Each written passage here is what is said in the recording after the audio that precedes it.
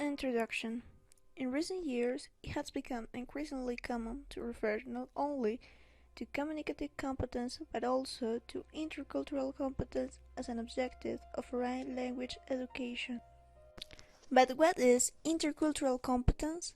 Simonson argues that intercultural competence is, in fact, an educational cliché that has become fashionable to use, although no one seems to know exactly what it means. Few people understand the pedagogical implication of the term, and this has probably been the main obstacle to bringing intercultural issues into the foreign language classroom.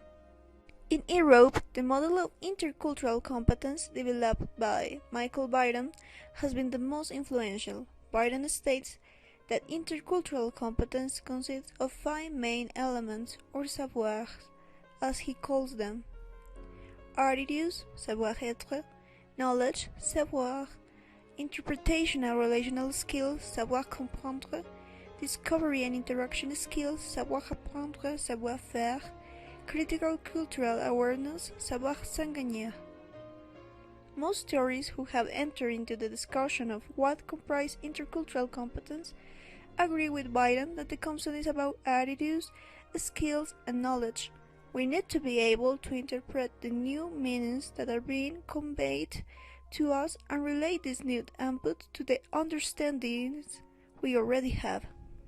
However, actually teaching culture in this way is no easy task. How can we know exactly what contents of language use students should be prepared for? For English language teaching, this presents a particular problem, as English language learners may encounter people from virtually every corner of the world. A number of teachers agree that it is not enough for students to learn facts and to know certain issues related to specific countries at the national level. One thing is that such information can promote popular stereotypes. Another is that communication takes place between individuals and not between nations. While learners use the foreign language, they have to deal with cultural difference at the individual and local level, not at the national level. To do this, we need to be sensitive to cultural complexity and diversity. Learners also need to be aware of their own cultural background and their own frames of reference in order to have a comparative perspective. Today, cultural, language, and thought are strongly interrelated, interacted in different ways and at different levels. Recent findings from cultural neuroscience suggest that culture shapes the minds and thoughts of individuals. On the one hand, it influences the cognitive schema of self-control style that people use to think about themselves and their relationships with others. On the other hand, it affects their most basic mental tasks and processes, such as problem-solving, object perception, and language processing. Cultural patterns, customs, and ways of life shape the way we think and understand the world around us, and at the same time are reflected in the way we use language. Indeed, the encoding and decoding of communicative acts requires an understanding and appreciation of the cultural context in which they occur. In short, there is an intricate interplay of culture, language, and thought which demands from foreign language teachers both solid theoretical knowledge and strong practical skills.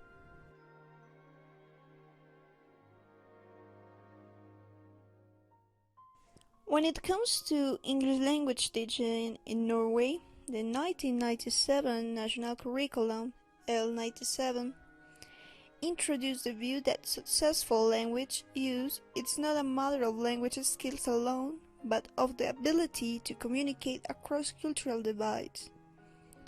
However, although the curriculum is clear about the need for learners of English to be concerned with intercultural issues, the situation in Norway shows that neither the curriculum itself or the textbook communicate a clear understanding of what intercultural competence is. When the 1987 curriculum pointed out the need for students of English to deal with intercultural issues, this was done first of all In the introduction to the syllabus, in the requirements and guidelines for each grade, there were few, if any, reference to this new perspective, and no indications were given as to how the new ideas could be put into practice.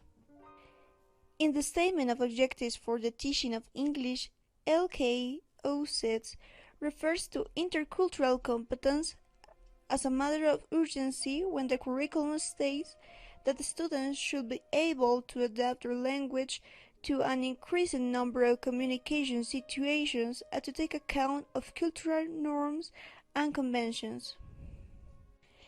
It could be argued that the curriculum sends a rather confusing message here, as it does not link the development of students' attitudes directly to the development of their communicative competence. By saying that communicative skills and cultural insight can promote greater interaction, understanding, the curriculum seems to indicate that this may or may not happen, and that English language teaching does not have to ensure that it actually does. Nevertheless, it has to be concluded that the objectives of the LK06 English program call for the introduction of intercultural issues in English language teaching. When looking at the competence objectives that the curriculum presents for each of the 4 stages of the Norwegian school system, we find that most of them are linked to the development of language skills. Although this is not a great surprise, it is worth noting that very few of the competence objectives refer to language use situations, and none of them mention how and to what extent cultural difference and different conventions of language use may come into play in such situations. When we compare the formulations of the curriculum with the descriptions of intercultural competence discussed above, we see some quite significant differences. Most importantly, the English curriculum does not emphasize the importance of developing students' attitudes towards other cultures. Key terms such as cultural sensitivity, behavioral flexibility, and empathy are not used, and there is no mention of the need to be able to change perspectives or enter into communication situations with openness and respect for the other. Therefore, textbook authors and teachers may interpret LKO6 as falling into the traditional way of dealing with foreign languages and continue to focus on the development of language competence without taking intercultural issues into account. The curriculum also allows for the old traditions regarding the teaching of culture, for example, introducing cultural issues without linking them to the development of learners' communication skills. On the other hand, it is possible to interpret the curriculum in a different way. The curriculum provides a moderate call for working with intercultural issues, and the competence objectives in LKO6 may provide a platform for such work.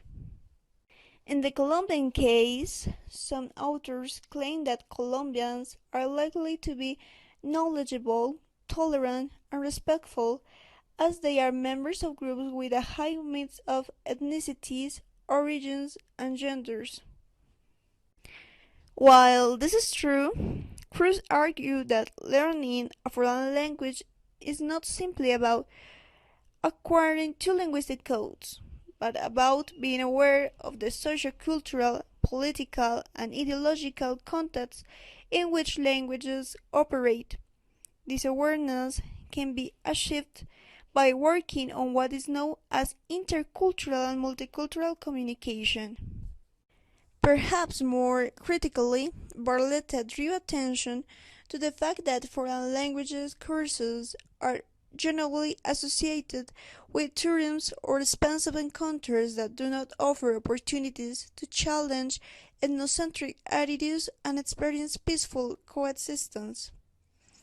He also pointed out that there is still a widespread structuralist approach to language teaching and a superficial view of culture centering on food, fairs, folklore, and facts.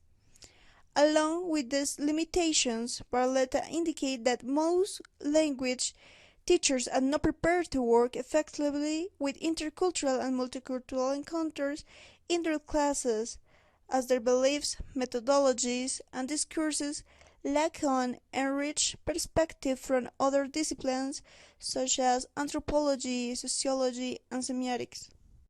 More importantly, Paulette argued the basic foreign language competence standards in Colombia need to focus on the cultural component more adequately to better articulate how we want to present ourselves, how we want to characterize other cultures, and the types of interactions in which we want to engage.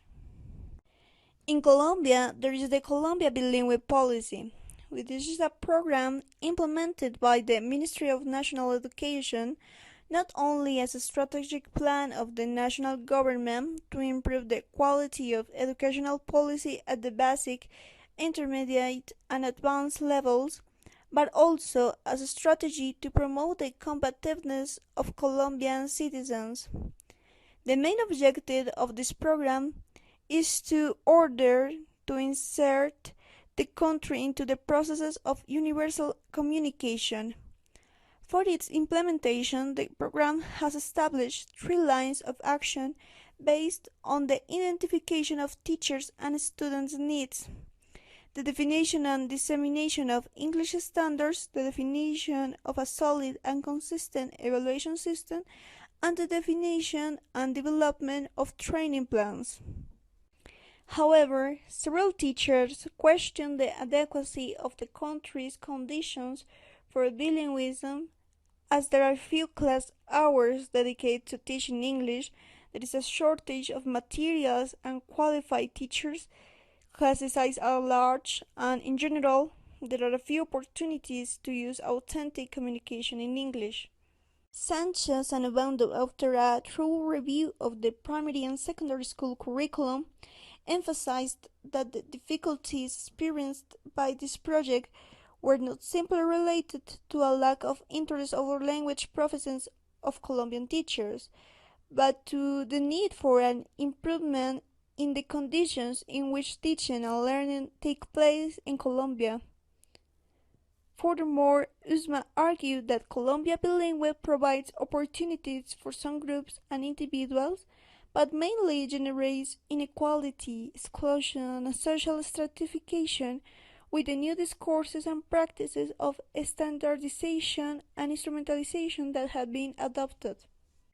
Despite its shortcomings, some authors believe that it is advisable to consider Colombia bilingual beyond an imposition of common European framework, standards, and practices that overlooks local knowledge and excludes other types of bilingualism. Furthermore, it is also pointed out that with the Colombian bilingual program, the EFL teaching community must be careful not to let it become an English sociocultural domination or assume ethnocentric practices that may lead to isolation. Instead, I am in favor of encouraging Colombian EFL researchers, teacher educators, and practitioners to construct a current discourse that allows for the development of teaching models and learning experience based on an interpretative perspective. On the other hand, in relation to English as a world language, Christel stated that English has developed a special role around the world, not only because it has become the official language of several countries, but also because it has become a priority in foreign language teaching in different countries. This status has led to the emergence of new varieties of English that have linguistically and socioculturally challenged the traditional supremacy of British, American, and Australian English. In this context, Jean Depitak and Theo argue that EFL classrooms must equip students with the skills that help them to perform effectively in language activities and become effective international speakers, aware of the diversified context of English and respectful of local adaptations and assignments. Critical work with culture is thus necessary and involves both placing issues such as race, class, and gender within the broader framework of social struggles and examining how inequality and injustice are produced in relation to power and privilege. As a result, teachers and students must work to develop the cultural understanding necessary to work with and support speakers from diverse racial, socioeconomic, gender, and linguistic backgrounds. The EFL community, teachers, students, policymakers, and researchers must refrain from continuing to treat English as simply a linguistic code or even a set of competences. Instead, English should be seen as a global language that people can use to express their local identities and to communicate intelligibly with the world. In Norway, the challenge related to the ministry's call for the development of intercultural competence to become part of the foreign language teaching and learning are recognized. The main challenge is to ensure that work with intercultural issues is carried out in each individual classroom.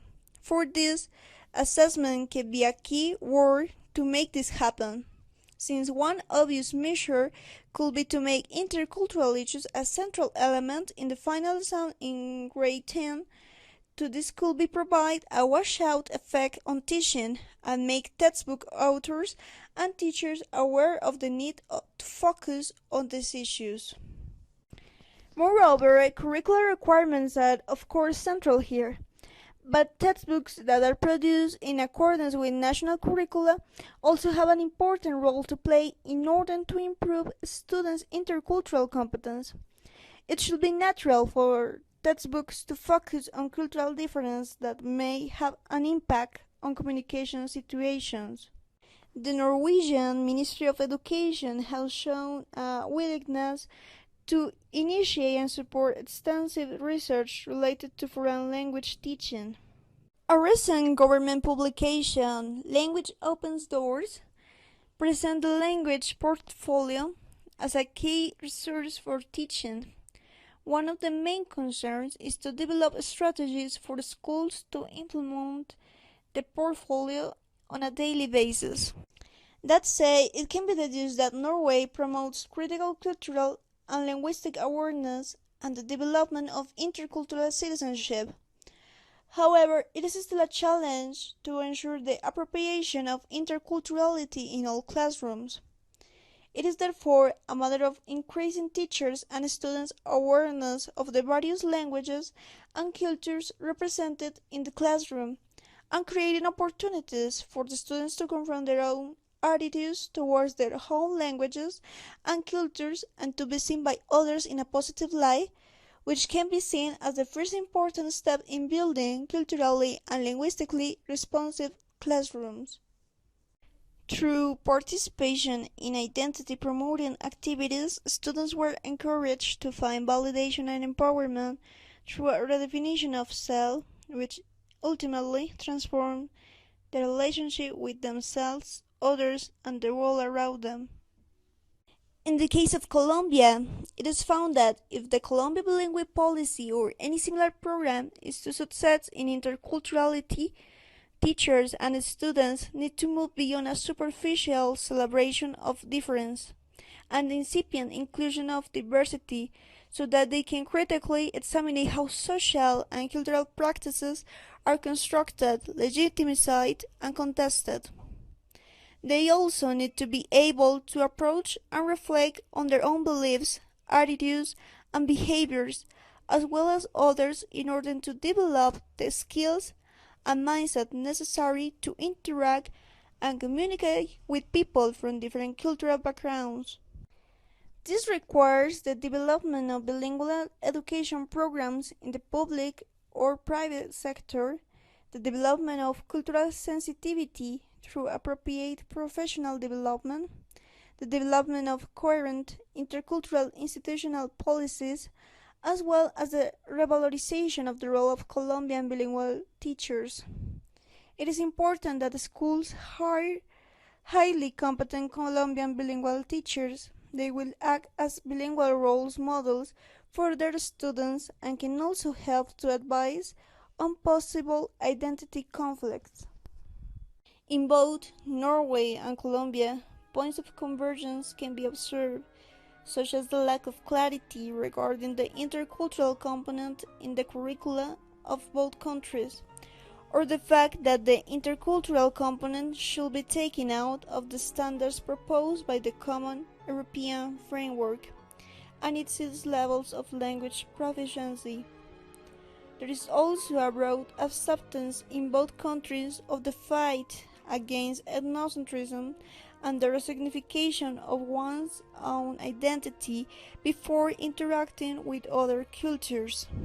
In terms of points of divergence, I see that the Norwegian Ministry of Education proposed greater investment and concern than the Colombian Ministry. Also, in structural terms, Colombia needs more investment to transform classrooms as well as the resignification of the Colombian bilingual teacher. Yet, both countries recognize the challenge and importance of an intercultural component in the teaching of English as a foreign language. I would like to end with a quote from Abadio Green Stossel, a linguist from the NASA indigenous community. He states, "It is not enough to recognize the other in that dimension that interests us, or that seems right, urgent or similar. In this case, we are looking at ourselves and projecting ourselves onto the other, but we are not looking at the other as different."